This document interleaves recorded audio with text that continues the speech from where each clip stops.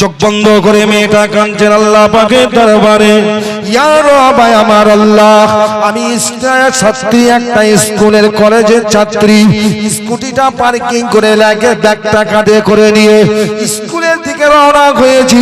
হিজাব পরার অপরাধে আমাকে ঘেরাও করে আল্লাহ পাক এমন একটা ভাষা আমাকে বলছে, ওই কথাটা আমি বলতে পারবো না। ওরা আমাকে জোর করে বলানোর জন্য চেষ্টা করছে, কিন্তু এই মুহূর্তে ওদের মতন করে যদি আমি তোমাকে আল্লাহ বলে ডাকি, ও আমার আল্লাহ, তুমি কি আমার কণ্ঠের আওয়াজটা শুনতে পাবে? হঠাৎ করে মুসকানের মনে পড়ে গেল, হঠাৎ করে মুসকানের মনে পড়ে গেল উমাইয়া বিন খালফের গোলাম হযরতে বেলালকে কি করেছিলেন। হযরতে বেলালকে আল্লাহ নবী বলেন, আর কি আবু বকর যখন আজাদ করে উমাইয়া বিন খালফের কাছ থেকে আমি রাসূলুল্লাহ আমার কাছে এনে দিয়েছিল, আমি জানতাম বেলাল আল্লাহকে আল্লাহ বলে ডাকার অপরাধে বেলালকে এইভাবে নির্মম অত্যাচার জুলুম করেছে। আজ আমি মনে মনে করি বেলাল আজকে যেন আমার আল্লাহকে জোরে জোরে ডাকতে পারে। তাই বেলালকে সিদ্ধান্ত করে বলে দিলেন, আজ থেকে তুমি মদিনার মসজিদে নববী শরীফের মুয়াজ্জিন হলে। ও মুসলমানের ছেলেরা, আমি আপনাদের কাছে একটুখানি বলে, কিতাবে এসেছে বেলাল যখন মদিনার মসজিদের মিনারে দাঁড়িয়ে আজান দিত, হযরতে বেলালের কণ্ঠের আজান ধ্বনিটা সাত আসমান ভেদ করে আল্লাহ পাকের আরশ আজিমে পৌঁছে যেত। বাগিনী মুস্কানের এই কথাটা মনে পড়তে কতগুলো মানুষের মাঝখানে হাতটা উঁচু করে বলেছিলেন আল্লাহু আকবার। আপনারা বুকে হাত দিয়ে বলুন, যাদের বড় স্ক্রিন টাচ ফোন আছে, সেদিন আপনারা দেখেছিলেন না, কণ্ঠের আওয়াজটা শুনতে পেয়েছিলেন না, পাননি? কর্ণাটকে দাঁড়িয়ে যদি মেয়েটা আল্লাহ হাত তুলে আল্লাহু আকবার বললে, তুমি বাংলার মানুষ যদি শুনতে পাও, আমার বলার উদ্দেশ্য আজকের যদি এখানে দাঁড়িয়ে তুমি আল্লাহকে ডাকো, আল্লাহ শুনতে পাবেন না? পাবেন না। তবে কবি বলেছেন, খোদা তোমায় ডাকতে জানি না, ডাকার মতো ডাকলে খোদা কেমনে শোনে না। কি রে, কথা বোঝা গেল না? আল্লাহু আকবার। এখানে আসুন, এবার আরেকটুখানি এগিয়ে যাই। আপনাদের অসুবিধা হচ্ছে না তো? আল্লাহকে কেন ডাকতে বলেছে এই প্রশংসার কথা বলেই বললাম। আমার নবী একদিন মদিনার মসজিদে বসে কাঁদছে। আমার রাসূলুল্লাহ মদিনার মসজিদে বসে কাঁদছে। কান্না দেখে আমার রাসূল কি মনে, এই বেলাল, আচ্ছা মাকে যদি কেউ কাঁদতে দেখে, ছেলেরা যদি কেউ কাঁদতে দেখে, জিজ্ঞাসা করবে না? করবে না? কথা বলছেন না কেন? আমার তুমি কাঁদছো কেন? কাঁদছো আপনাদের মুখ দিয়ে আওয়াজ হয়নি কারণ বউ কাঁদলে জিজ্ঞেস করে, মা কাঁদলে জিজ্ঞেস করে না। বর্তমানে তাই তো, বউ যদি কান্নাকাটি করে, এই তুমি কাঁদছো কেন, কি হচ্ছে তোমার, কে কি বলেছে? আর মা যদি হাজারো কাঁদে, একবারও ছেলে খোঁজ দেবে না। খোঁজটা নেবার দরকার তো জায়গায়, কি ঠিক কি না বল? আল্লাহ কিন্তু না, নবী বসে কাঁদছেন। 11 বছর বয়সের একটা ছেলে, কত বছর বললাম? 11 বছর বয়সে একটা ছেলে পাশে দাঁড়িয়ে বলছেন, হুজুর আপনার চোখ দিয়ে পানি পড়ছে, আপনি কাঁদছেন কেন? নবী বলছে, বাবা তোমার মাত্র 11 বছর বয়স, আমার কষ্টের কথাটা যদি তোমাকে বলি, তাতে কি তুমি আমার কোনো উপকার করতে পারবে? তখন বলছে, হুজুর 11 বছর বয়সের ছেলেটা কি বলছে, হুজুর আপনি একটু বলুন না। ওই সময় নবী বলেছেন, ও বাবা শুনে নাও, শুনে নাও, এই মুহূর্তে আমি আব্দুল্লাহর তনয় শুনতে পাই, আমি আব্দুল্লাহর বেটা শুনতে পাই, মক্কার জমিনে, মদিনার জমিনে একদল মানুষ, আমি যেদিন দুনিয়ার জমিনে এসেছিলাম, যে মাকে সঙ্গে করে নিয়ে মক্কা থেকে মদিনায় কিনা হিজরত করতে বাপের কবরটা জিয়ারত করতে গিয়েছিলাম, জিয়ারত করতে গিয়ে ফেরার পথে মক্কা মদিনার মাঝখানে আবওয়া নামক জায়গায় এসে মা আমার ক্লান্ত হয়ে পড়েছিল। অসুস্থ হয়ে পড়ার কারণে মা আর ওঠেনি, জনমের মতো আমাকে ইতিম করে ঘুমিয়ে পড়েছিল। সেই জনম দুঃখে দুঃখিনী মাকে আমি নিষ্ঠুরের মতো আবওয়া নামক জায়গায় দাফন করে দিয়ে এসেছি। এই মুহূর্তে শুনতে পাই আমার সেই জনম দুঃখিনী মাকে কারা যেন গালিগালাজ করে। আমি আব্দুল্লাহর বেটা এই জন্য কাঁদছি, আমাকে যদি গাল দিত আমি এক ফোঁটা চোখের পানি ফেলতাম না, আফসোস করতাম না, রোনাজারি করতাম না। কিন্তু আমার মাকে গাল দিয়েছে, আমি রাসূলুল্লাহ সহ্য করতে পারি না।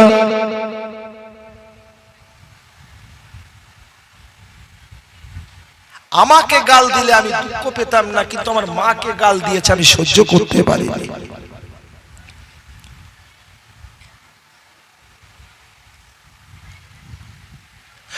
এগারো বছর বয়সে ছেলেটা বলেছিলেন, ইয়া রাসূলুল্লাহ, হাবিবাল্লাহ, কি আপনার মাকে গাল দিয়েছে? নামটা একটু বলুন। এই মুহূর্তে আমি তার মাথাটা কেটে এনে আপনার সামনে ফেলে দেব। একটু চিল্লে বলা যাবে কি সুবহানাল্লাহ? আওয়াজ হয়েছে? সুবহানাল্লাহ একটু জোরে হবে।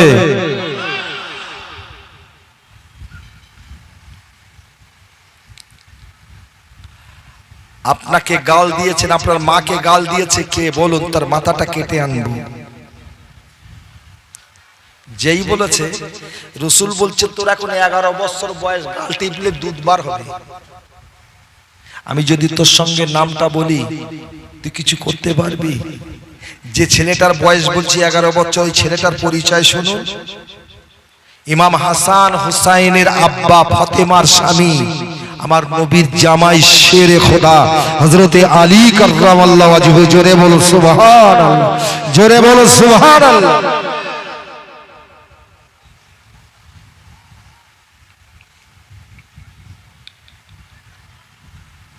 হুজুর নামটা বলো, তোর গাল টাপলে দুধ বার হবে।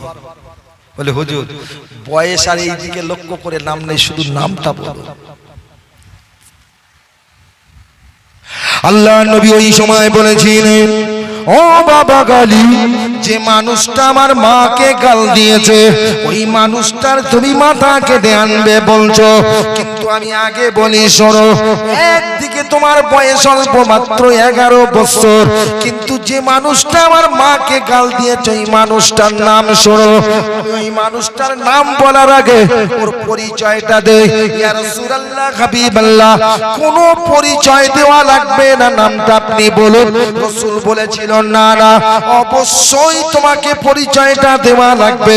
আমার নবী বলেছিল, বাবা আলী, যে মানুষটা আমার মাকে গাল দিয়েছে ওই মানুষটা দিনে দুবার খায়, সকাল আর সন্ধ্যা দুবার মিলে। সকালে খায় 25 কেজি আর সন্ধ্যা খায় 24 কেজি গোশত। কত কেজি হলো? হ্যাঁ হুনা বলছেন না কেন? সকালে খায় কত কেজি আর সন্ধ্যাবেলা কত কেজি হলো? ভাই ওরে কি আপনি বলবেন, একটা পশু জলহস্তি বলা যেতে পারে, কুমির বলা যেতে পারে। ওই সময় হযরত আলী কাররামাল্লাহু ওয়াজহু বলেছিলেন, ইয়া রাসূলুল্লাহ, হাবিবাল্লাহ, 24 আর 25 49 কেজি গোশত খায়, আদার্স আরো সামগ্রিক আছে, সেটাও আপনি শোনালেন না। কিন্তু একটাও শোনানোর প্রয়োজন হবে না। কত কেজি গোশত খেলো আমার জানার প্রয়োজন হবে না, শুধুমাত্র নামটা বলো, আমি ওর মাথাটা কেটে আনবো। হে আমার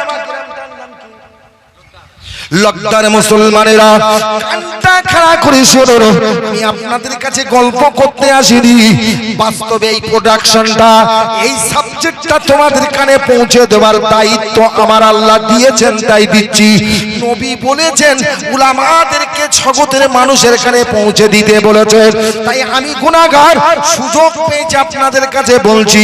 লক্ষ্য করে দেখুন, রাসূলুল্লাহ যখন শুনলেন আলী বলেছে কত কেজি গোশত খায়, কি খায় শোনানোর প্রয়োজন নেই, নামটা বলুন, মাথা কেটে আনবো। নবী বলেছে, বাবা আলী, আমি খাবার প্রস্তাবটা কথাটা তোমাকে শুনিয়েছি, এখনো আর একটা কথা বলবো। বলে ইয়া রাসূলুল্লাহ হাবিবাল্লাহ কি বলবেন? বলে বাবা আলী, ওই মানুষটা, যে মানুষটা আমি রাসূলুল্লাহ আমার মাকে গাল দিয়েছে, ওই মানুষটা শুধু 49 কেজি গোশত নয়, প্রত্যেকদিন সকালে দিনে দুপুরে যখন রাস্তায় চলাফেরা করে হাতের চাবুকের নাই একটা তরোয়াল হাতে করে ঘোরে, তরোয়ালটার ওজন হলো মাত্র 200 কেজি, 2 কুইন্টাল। কত কেজি? আপনাদের অসুবিধা হচ্ছে মনে হচ্ছে? কত কেজি? 200 কেজি মানে 2 কুইন্টাল।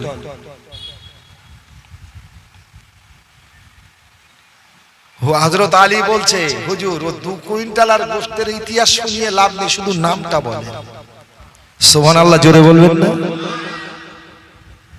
শুধু নামটা বলেন। বয়স কত বলেছি? 30 বছরের ছেলে এখনো দাঁড়িয়ে মুততেছে। 30 বছর, 35 বছর, 40 বছরের ছেলে নামাজ তো ছাড়েন, নামাজের ধারে বাড়ে যায় না, কিন্তু এখনো দাঁড়িয়ে পেশাব করে। ভুল বলছি? এই কথাটা আপনাদের একটু খারাপ লেগেছে। দাঁড়িয়ে মতে কে কথা বলে? জানোয়ারের মধ্যে একটা পশু দাঁড়িয়ে মতে না ঠ্যাং তুলে, নাম কি?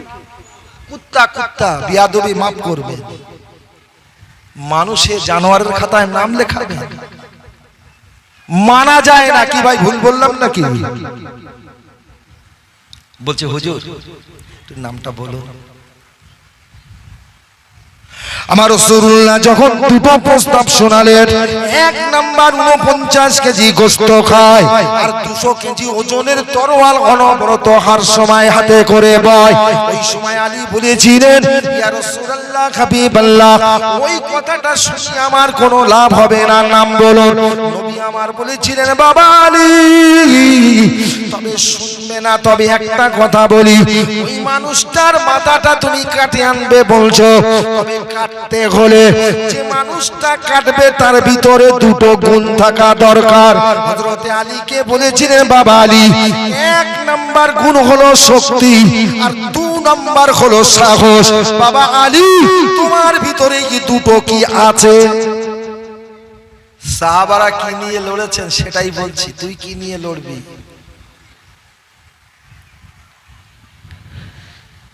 নবী বলছে, বাবা যে মানুষটা মাথা কাটতে যাবে তার ভিতরে 2টো গুণ থাকার দরকার। 1 নম্বর হলো শক্তি আর 2 নম্বর হলো সাহস। আলী মাথা নেড়ে বলছে, হুজুর ও 2টোই আমার ভিতরে আছে। সুবহানাল্লাহ বলবেন না?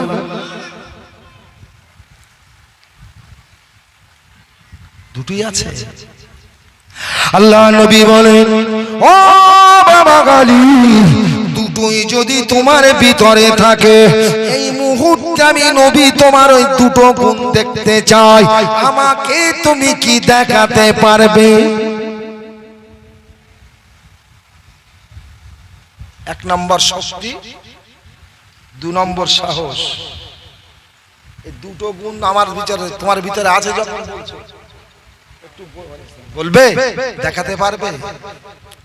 হযরত আলী কাররামাল্লাহু ওয়াজহু বলেছিলেন, ইয়া রাসূলুল্লাহ হাবিবাল্লাহ, আমার ভিতরে আপনি বলেছেন 2টো গুণ থাকা দরকার। 1 নাম্বার হলো শক্তি, 2 নাম্বার হলো সাহস। আমি যখন বলেছি হ্যাঁ 2টোই আছে, আপনি দেখতে চেয়েছেন, তবে দেখে নিন, আমার 2টো গুণ হলো আমার আল্লাহ আর তার রাসূল।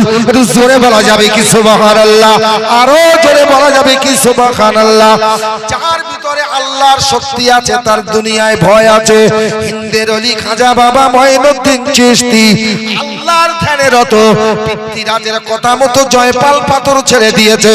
যারা গিয়েছেন চোখে দেখে এসেছেন, 12 চাকার লরিতে যদি পাথর তুলে দেওয়া হয়, 1 লিটারে গাড়িটা স্টার্ট করে যদি পিকআপ বাড়ানো হয়, চাকা গড়ানোর আগে ইঞ্জিন যে সিজ হয়ে যাবে, এটা আপনাদের জানা।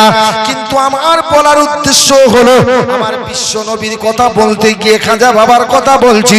যখন জয়পাল ওই বৃহত্তম পাথরটাকে ছেড়ে দিয়েছিল। সঙ্গে সঙ্গে কিতাবে এসেছে খাজা মঈনুদ্দিন চিশতি রাজমিরি রহমাতুল্লাহ আলাইহি নিজে জানে না কিন্তু পেছন দিক দিয়ে কে যেন আওয়াজ দিল, এ হিন্দের অলি জয়পাল পাথর ছেড়ে দিয়েছে, তোকে চাপা দিয়ে মেরে দেবে। হিন্দের অলি খাজা বাবা মঈনুদ্দিন কি বলেছিলে? হে সংবাদদাতা, শুনে যাও, জেনে যাও, জয়পাল পাথর ছেড়ে দিয়েছে, আমি মঈনুদ্দিন আমাকে চাপা দিয়ে মেরে দেবে।